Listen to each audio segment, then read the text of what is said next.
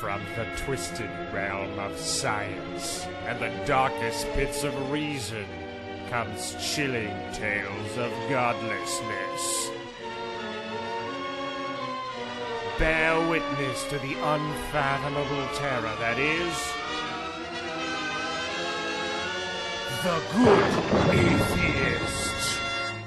You know, I wanted to kind of like put out a heartfelt message, and sometimes those are better as monologues than they are dialogues. So without me saying like, "Hey, you're a loser," and blah blah blah. Like, exactly, yeah, okay. Your naysaying. Your naysaying was not welcomed. Well, it's just that you are a loser, and therefore, touche, brother. Indeed. Touche. Okay, just to let you know what the actual I talked about last radio show, basically asking you guys to be patrons. We are looking for, we have basically two sites. We have this one and we have fightliquor.com. We're looking for a total of 1,000 patrons. That's our goal by next year. And, in order to be able to facilitate that growth, well, what we decided to do is we're going to turn up the content because we're not going to start making this radio show pay only, because that would just kind of be lame. That would be stupid. But we are going to be recording two podcasts a week. And for the months of the entire month of March, it's good. That second podcast is going to be free, but after that, it's an exclusive member only. So we're going to be turning on that, membership stuff at the end of March, just so we can prove to you that it's actually worth it. and hopefully we can be one of the few people making money off of hating God. Actually, the only one really would be the only pay atheist podcast, which is, kind of a ooh, look at us. Yeah, I want to be at that status. Somebody asked me, "What do you do?" Well, I charge people money to listen to me talk on God. Or, well, really the non-existence of this dude. But that's how I make my money, bro. It's not too shabby. Hopefully it'll work. You know what? We want to kick up the content. We're also working on some pretty hilarious videos for Good Atheist too, just to kind of... Ram home that idea that you're paying us for good stuff. Yeah, exactly. You're not just paying us for radio shows. You're paying us to be able to make all kinds of different content, and that goes along too, because we have a lot of fans that are actually fans of this show and fans of our other MMA stuff. So a bunch of atheist MMA lovers. Yep. And it makes sense if you're an atheist and you like mixed martial arts, because you obviously have to be a heathen son of a bitch Who loves violence? who loves violence. No morals, no standards. And I have no morals. None. I actually wrote today a column. It came from Atheist Revolution, which was, here are the atheist stereotypes. So I decided I'm going to be honest with myself, and I'm going to see what kind of stereotypes that I am in terms of an atheist. And you are a bucket full of atheist stereotypes. I know. It is enjoyable. You're the loud, so sure of himself, always talking about it. Always disdainful, butting heads. Oh yeah. Yeah, I'm a walking stereotypes, except for the whole, that I'm filled with hatred. I like to think I'm grumpy, rather than hate-filled. Because hate-filled is just one of those things where you're walking around with a big ball of blackness in your heart, and you're just like, I hate everything. And I'm not like that. I'm just like, these people are stupid. I don't think anybody has ever challenged your belief system enough or oppressed you enough religiously in order for you to hate them. I think you know what it is? It's I've never cared enough about what people who would try to reduce or attack my beliefs have to say. So I just don't give a shit what they think. And I know that a lot of people give a crap at what other people think. Their family members, their friends, they give a crap. I'm just like, if you judge me, I don't give a crap about you. Oh, wait a second. That's easy to say when you didn't have anybody important to you actually doing it. But, like, I know your dad hates God. Yes, he does. And your mom is kind of a question mark. Does she believe in The Secret too, like my mom? I think so. Well, she didn't really watch it. She is your typical kind of, mom when it comes to that stuff. Where she's like, that sounds nice. I like the idea of that. Exactly. But can't the whole world live like that? Hasn't really thought it through, and hasn't really thought of the scientific implications of people thinking rape onto themselves. Or there's that, and there's also the fact that I don't think they've really just thought about the grander scheme of what that would mean. And the implication that The Secret says, well, there's plenty for everyone. There's no scarcity. That's a concept that people have invented. I'm like, no. But I mean, my key point is, it's easy for you to say that you don't really care about what other people think, but you've never really had somebody that you've really admired and respected that has those shit beliefs on me? Basically shit on you, yeah. Okay, well, let me give you an example. And I think this encapsulates well why I don't give a crap about what people think. If you ever saw me walking down the road, then you would know what kind of man I am. Because if I'm listening to music and I'm walking down the road, I'm dancing. I'm dance walking. And, I get a lot of funny faces from people, and I don't really give a shit what they think. Because you know what? I'm having a good time. And that's pretty much my life. Having a good time, don't really give a shit what other people are thinking. Ta-da! Very nice. The proof is in the pudding, and the pudding is vanilla chocolate swirl. I just think you built yourself up because, as I said, you've never had a parent that was very negative about your outcomes or anything else like that. So you've managed to build yourself up to a higher point that other people have, where you're basically invulnerable. You don't understand, though. You don't arrows. understand because you are very, very, very sensitive. You're a sensitive man. You get two people in the comment section saying... I'm hardcore. You get two people in the comments saying, like, Ryan, I think that you were really grumpy, and you're just like, oh. Hey, they didn't call me grumpy. They said I was a bad atheist. Am I going to have to start the badatheist.net? I don't know. That's up to you. Although I will be the psychic to that podcast. I think I quite enjoy that idea. But no, you are far more sensitive than I am. Look, I've always been independent, okay? Independent-minded my entire life. You can ask my parents. It's always been like this. It just turns out that they're supportive. And if they weren't supportive, I probably wouldn't talk to them. It's just that simple. I'm fucking cold like that, motherfucker. Cold ice. Okay, let's talk about one thing that I wanted to discuss. Are we going to talk about the stereotypes and what they are or anything else like that? Or do you want to go through the stereotypes? Yeah, let's do it, because I'd love to know what they are, and I'd like to see if I fall into any of them. Okay, let's deal with the first stereotype. The list. Here we go. Okay, politically liberal is the first one. I fall into that. Okay, actually, here's the deal. I actually realized that I am actually a fiscal conservative. No. I'm a socialist libertarian, which means that the only reason I think the government should do anything is to help the people that live in the country. You know what I mean? Everything else above and beyond that should be completely left out. So you're. I'm like, you want to destroy the UN, then? I just want to say that healthcare is like number one, and taking care of each other and a safety net and everything. But past that, I'm like, keep the government out of everything else. Keep them out of my face. Keep them out of my face unless they want to heal my face. Yeah, or help my face. I'm gonna fucking shoot those cops. Yeah. Uh-oh. Okay, the next one is that you hate Christians. That's a stereotype. Now, or hate Christianity. Now, I hate Christianity. I admitted this, but I don't hate Christians. I just hate the system. I hate the organization, the institution in general. I do not like this institution. The people who believe in it are just people like me and you. I mean, I'm not going to hate on them for what they believe because I can understand why they believe it. But it's still, I'm like, this institution, this idea is poison. I don't know. You got to look at it from a big picture. I mean, okay, you say Christianity, this is our pie. The Christianity pie. I like how you made a square when you said the pie. No, I want like that. No, you made a square. Whatever. You wanted a square pie. We could say it's Let's the eat square. this square pie. It'll be delicious. Fine. But we got this pie, and say that how much good and how much bad do you think Christians as a whole put into the world? Because, I mean, you can't say it's all bad, it's all good. And I'll say that Christianity, one of the big good things that they did was they made God less of an asshole. And, I mean, if we were still stuck on the Old Testament, all of us, it would be hell. I mean, but you know what? If they had kept it... If they had kept God as the asshole, then it would still be just as many... Well, God is still bad cop. Jesus is good cop. Okay, but look at this. The Jews believe in the Old Testament. They're not a bunch of assholes. Yes, they are. Oh, my God! Oh, no. No, you didn't.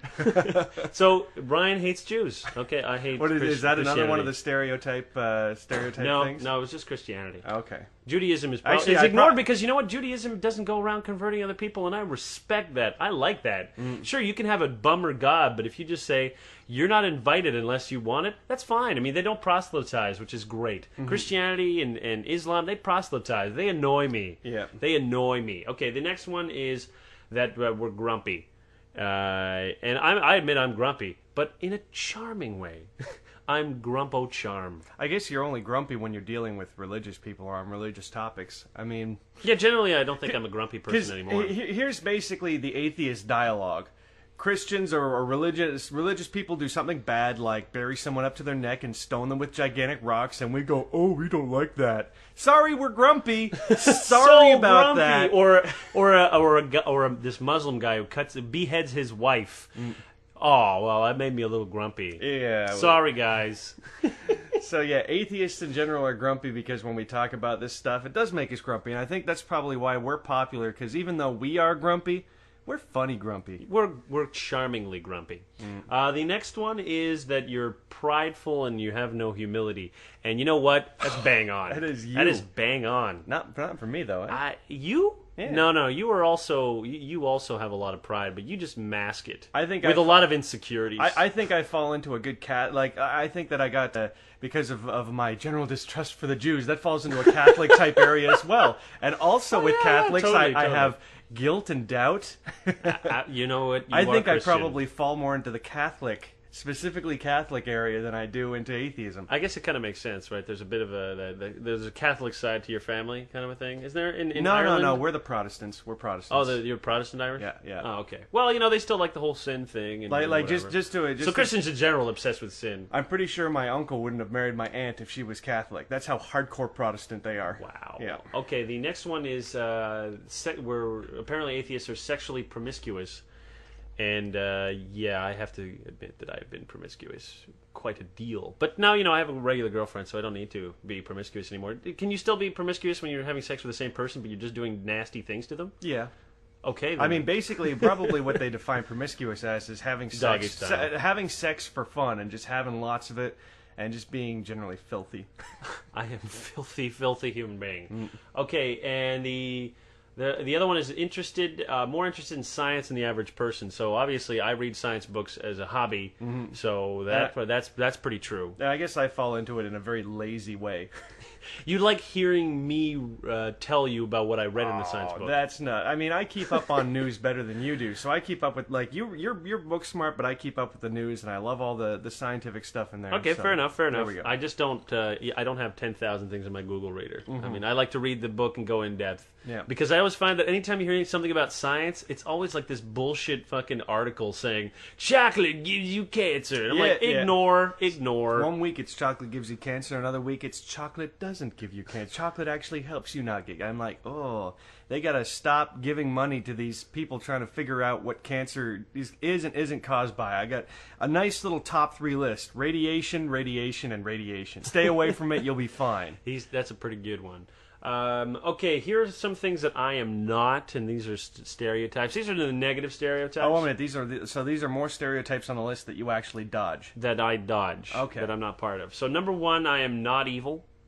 At least I don't think I'm evil. I've never killed anyone, small animal or human. No, so, you're generally good. I'd give you that. Okay, so I'm not militant according to the stereotype. Okay, so wait a second. I'm a bit confused. Is this the list of things that atheist that are still part of the atheist Atheist Revolution says these are the stereotypes that people believe about atheists. So they think that atheists are evil. Are people out there that aren't atheists? Yeah. Yeah. Okay. You didn't know this? Yeah, I had a general idea that they probably thought we were immoral, but evil seems pretty strong. I would actually agree with that. People who think that godlessness suddenly means that you're a Satanist. These are the kind of people. I mean, they know. All of these people obviously know atheists are people that they feel are so lame at being religious that they might as well be atheists. They don't hate them like that. For the most part, they have that kind of, I pity that you're going to be burning in hell forever. Ooh, it's so sad to me. Come back. Yeah, but they have to. Some of those people who think you're going to be burning in hell have to believe that you're also burning in hell, because for not a believing reason. in Jesus is just definitely evil. It is worthwhile you going to hell for not believing in this dude, according to them. So just not believing, pretty evil. Apparently, they're like, how could you turn away? Here's love. You must have no love in your heart. And I'm just saying, like, whoa, dude. Yeah, okay, I see. Stop making assumptions about me. Okay, good. Now that we got that cleared up, let's go on. Okay, that apparently atheists are all very angry. And you know what? To some degree, this is what we were saying before with the whole grumpiness. Because grumpy, angry, those are fucking confusing. But for the most part, when we read about crazy shit like, Catholic or Christian priests in Nigeria torturing and killing children and calling them witches, I get a little angry. I'm sorry, but that's the whole thing. So that's the same conversation. Grumpy and angry, it's the same thing. Note to all the guys out there, if your girlfriend is grumpy, she's actually angry at you for something. And you have to figure out what it is. So it's the same thing. Okay, the other one is that apparently atheists are mean and stingy. You're pretty mean and stingy. Stingy with money, or You- just stingy in general? Stingy in general. I What? mean, What? yeah. No, I'm not okay with money. Yes, with money. Okay, well that's because I have to manage our budget. Yep. So And now stinginess going is back, equality. to donating to the Good Atheist. Why is that So- important? Because I have to be stingy, because if I'm not stingy and we have a month where we just spend money on whatever we want, we will be broke. Yep. We will be bankrupt. So the stinginess is necessary. Meanness. Does stinginess make a person mean? Well, sometimes it's kind of mean that you can't enjoy your life as much as you'd like to, but that's like saying, that's mean with the Y at the end. Meanie. Being a meanie and being mean are different. Sometimes you have to be the bad guy, and I'm that bad guy. Okay. Okay, the next one is that atheists are immoral. Obviously, that's just fucking silly. We've had a conversation actually with a friend of ours down in Columbus, or in Ohio, that I'm going to actually see next week again, about the idea of him asking, okay, you guys are atheists, then how can you be moral because you don't have this guide? And I guess he kind of used, what would Jesus do? It's like, lots of people, there's a reason it's a snappy little thing that everyone talks about. It's so snappy that it's abbreviated and put on bracelets. But we joke about it all the time because we find it hilarious. But lots of people actually kind of live by that mantra. It's like, what would Jesus do? And so without that, I think religious people don't really get how we can be moral people. The problem is with that whole "what would Jesus do" question is that if you follow the New Testament, a lot of those answers would be send you to hell, and that is unfortunate. That is fucking unfortunate. Well, again, that's the evil 50% of the whole Christian pie. And the other half, yeah, that's I mean, the, what that's would, the what other would pie. you, That is the the pie other, you the, can never ignore. The other 50% could be, what would Jesus do? Jesus would go to Africa and try and fix that. And there are tons and tons of Christian people that are over there trying to make a difference. Now, sure, there's a bunch of atheists over there as well, so it's not mutually exclusive or anything. But I'm just putting it out there. But did we ever talk about "Don't be a dick" as a religion? No, I don't think we did. Are we done with this? And I No, can talk there's about one more. don't be- There's one okay. more that apparently atheists trample people's right for free religious expression.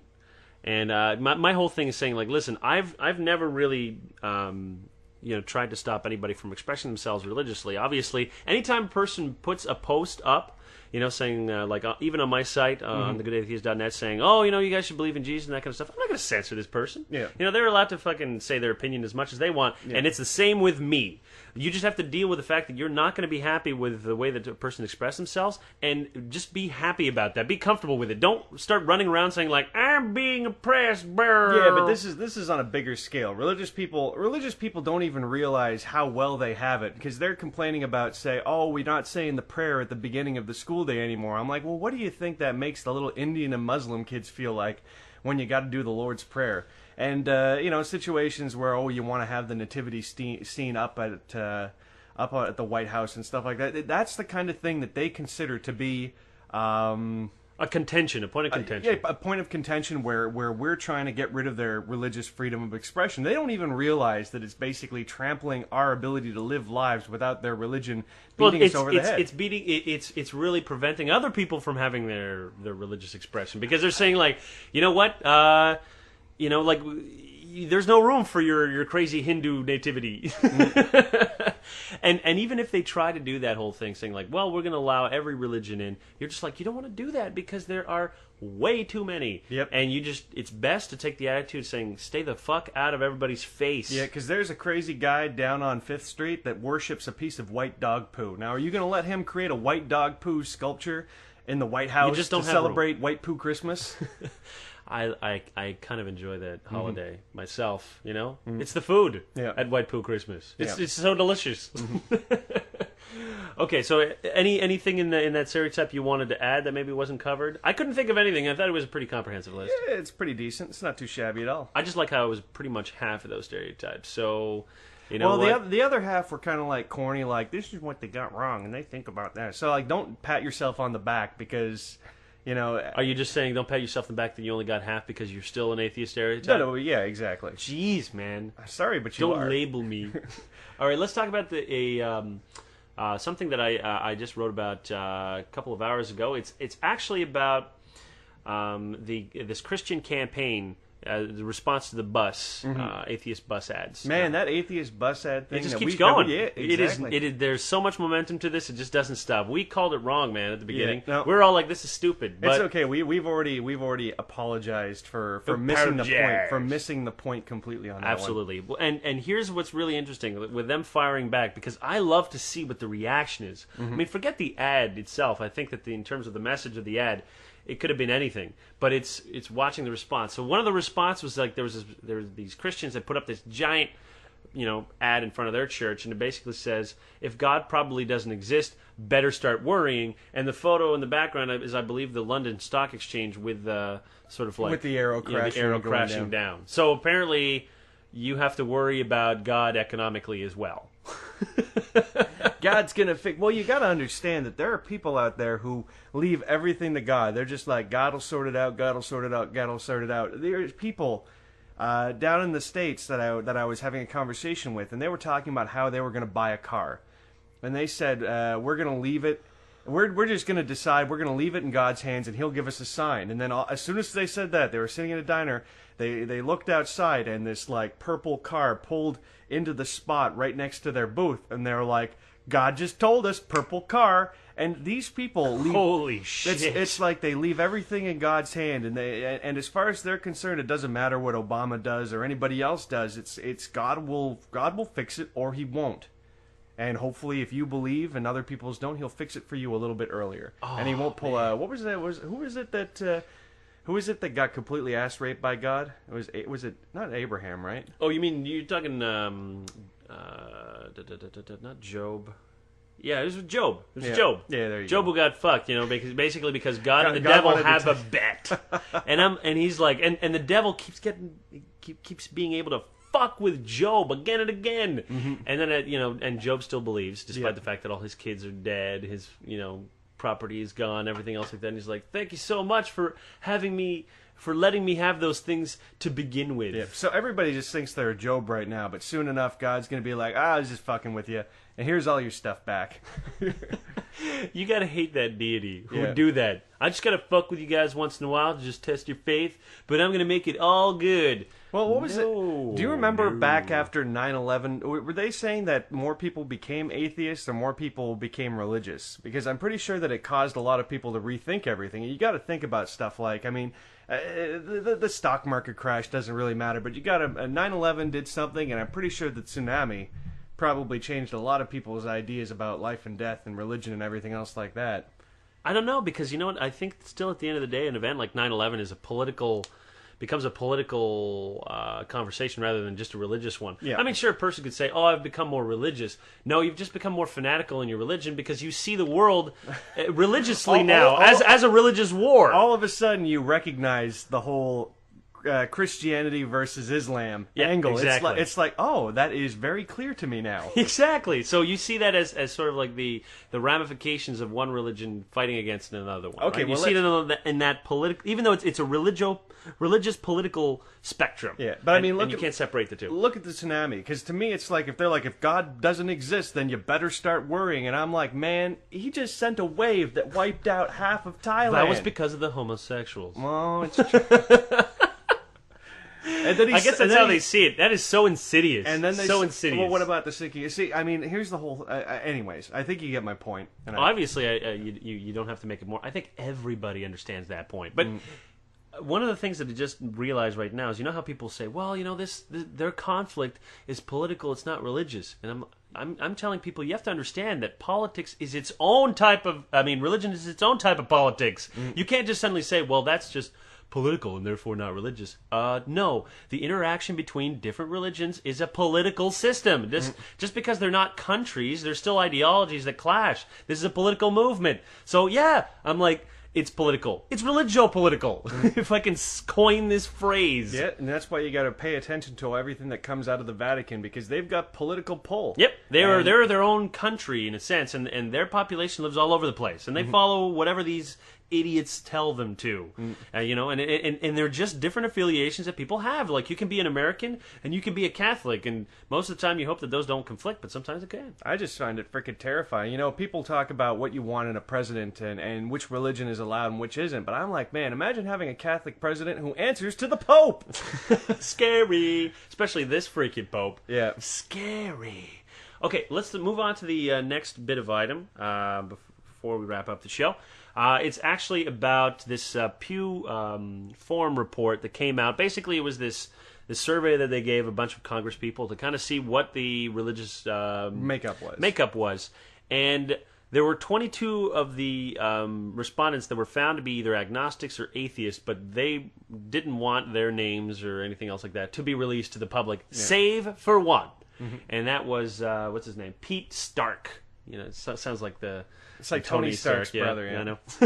he's a congressman 2 points, from, sir, not just one. I know, two. what a cool fucking name. Anyways, he's congressman for Northern California. Awesome. And he came out, and what happened was when he did, he got thousands of letters from people saying, like, from all over the fucking world, saying like, oh, you know, I think it's great, and it took so much courage. He was surprised as hell. I mean, he's been reelected. I think after he came out. So the question that people asked is being an atheist or is being agnostic politically like political suicide, and you know, something like that is interesting because it brings up the possibility that no, it might not be political suicide. Well, you know, California plays by its own rules. Yeah, but this is still Northern California. You know what? This is not like you have to understand that California still has some nut jobs there, religious nut jobs in California. Yeah. I mean, they did by majority vote say yes on Prop 8, which was to make gay marriage illegal. So it's not as though this is a left wing only sort of like la-di-da land. It's just normally all of the ignorant people are too lazy to go out and vote. Well, it's just that they're overwhelmed by a majority that are more left-leaning. But at the end of the day, it's kind of interesting that a person that is in Congress is essentially out, and that 21 others will not tell you their fucking religious affiliation. I don't know. I think you got to look at the crushing number of people who would have voted him down if it was turned into basically an issue. And I honestly think he probably got reelected because it slid under the radar. And plus, it's a congressional election, so less people showed up to vote than... Well, he's the incumbent. I mean, the incumbents have like a 98%. Yeah, you've got incumbents that have like done some pretty horrific stuff. I'm sure there have been incumbents who have molested kids who almost won again. You got that guy in... Tom DeLay, isn't he still in Congress or something like that? And he's a douche? I can't remember the specifics on what happened. I'm pretty sure that it has something to do with him being part of a company that had sweatshop factories in Puerto Rico and like all kinds of crazy stuff. But he managed to deflect that with the whole Terry Schiavo thing. So everybody kind of ignored the fact that he was making profiteering off because people's misery. He only cares about people who are completely comatose and hooked up to machines. Yeah, not workers though. If you're a worker for $3, no, not even $3, for $1.50 a day, he's like you're a good American, or I guess pseudo-Americans. What are Puerto Ricans considered anyways? Workhorses. American workhorses with no rights. It's basically what they are is a Made in America tag where you can still fuck people over. Yep, that's pretty much what those islands are. Okay, there is one more thing that I wanted to talk about, and this is just kind of like our wrap-up about the whole patron thing, because I wanted you, Ryan, to tell everybody, because I'd already said why they should become patrons, but you're the other half of the show, so I thought maybe you'd want to make say a few words to the people out there that are kind of still on the fence, thinking, why should I pay for an extra Good Atheist show a week? What's here's the deal. The way I look at it is, if you like what we do and you want more of it, then you can buy more of it. If you don't, then don't worry about it. If you enjoy one show a week and that's it, then good on you. But if you want two, then buy two, and we'll give you two. And that's basically... It's a very simple model. It's as simple as that, It's like, I don't want to get down to the point where people feel like we're begging and whining and this and that for things. It's just, if the show is good enough, then support us. If it's not good enough, tell us you're almost there, but this and that, give us some feedback on what you guys want. We'll give you what you want. Absolutely, because, here's the thing. The patronage system puts the the focus on you guys. I mean, we're not interested in advertisers. Definitely not for the Good Atheist. Okay, I'll be honest. Kellogg's is not knocking on our door. No, and you know what? Who would advertise on an atheist podcast? Seriously, like there are a lot of companies they just don't want to be associated with it, and I can understand it's a very controversial issue. When we live in controversy, we have to ask people to suddenly say, you know, we want to make this a full-time gig, and we need your help. And unfortunately, all the big atheist organizations and stuff out there, they're all full of 60-year-olds who are way too goddamn stuffy, and they can't reach out to the kids. We reach out to the kids. We are the kids. We are the kids. We speak your language. We do. We say fuck all the time, and that's how you talk, isn't it? Yep. Isn't it? You just like hearing that word. That's why you tune in. So yeah, there's no way we're getting picked up by anybody. So we need to turn to somebody who will support us. And I think I think everybody, you guys have obviously shown that you love the show. So if you guys want more, then we're giving you the option to buy more. If not, don't worry about it. You'll still get that one a week, just not the extra one. But I think that you guys are going to get addicted to 2 shows a week pretty damn fast, you know? It's like after 4 weeks, and when all of a sudden we turn down that tap, you're going to be like, oh, what's going on? Yeah, here's the deal. We promise to work harder on putting these shows together, not being and to not be as ignorant as we have been in the past. Yeah, we're also hoping to kind of upgrade our equipment a little bit. We're going to put in some money to do that. We want a bit of a richer sound. We want to be able to kind of get a mixing board there to add get Jake's voice in there stuff. So you can sit on a speaker and masturbate to it. We're going to turn up the bass just a little bit on my voice, and you know you ladies are going to love it. All you immoral, evil atheists out there, all you sexually promiscuous ladies out there are going to be able to masturbate to my voice much more easy. Awesome. Okay, I think that's enough shilling. We're also going to try and keep the shilling down to like 2 minutes an episode or so.